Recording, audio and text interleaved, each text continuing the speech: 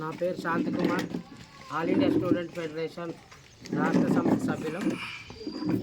ఈ ఉమ్మడి నల్లగొండలో చూసుకున్నట్లయితే గత 10 సంవత్సరాలలో యాదాద్రి భువనగిరి జిల్లాలో స్వాతి నరేష్ కావచ్చు, నల్గొండ జిల్లాకు సంబంధించి అమృత ప్రణయ్ కావచ్చు, ఇక్కడ 3 రోజుల క్రితం కుల ధృవంకార హత్యకు గురి కాబట్టి బంటి భార్గవి కావచ్చు. కానీ ఈ మన నల్గొండ జిల్లాలో, ముఖ్యంగా తెలంగాణ రాష్ట్రంలో నల్గొండ జిల్లాలో అనేకమైన కుల ధృవంకార హత్యలు ఎన్నో జరుగుతున్నాయి.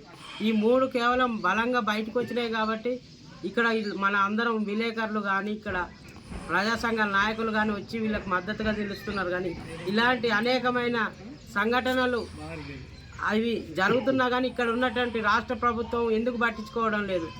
మనకు భారత రాజ్యాంగంలో ఉన్నది, మనసు కలిసిన ఇద్దరు ఆడ మగ మేజర్లు అయితే ఎవరైనా పెళ్లి చేసుకోవచ్చు.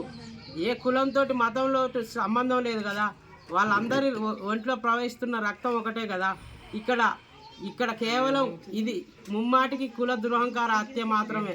అక్కడ గౌడ సామాజిక వర్గానికి చెందిన అమ్మాయి ఈ తక్కువ జాతికి చెందిన మాల కులస్తుడు నా బిడ్డను పెళ్లి చేసుకుంటాడని వాళ్ళ అమ్మాయి, వాళ్ళ ఫాదరు, వాళ్ళ బ్రదరు కుల ధృవంకారంతో ఈ హత్య గావించారు. కాబట్టి ఇక్కడున్న ప్రజా సంఘాల నాయకులు, అన్ని రాజకీయ పార్టీలు ఈ బంటి కుటుంబ సభ్యులకు అండగా నిలిచి ఈ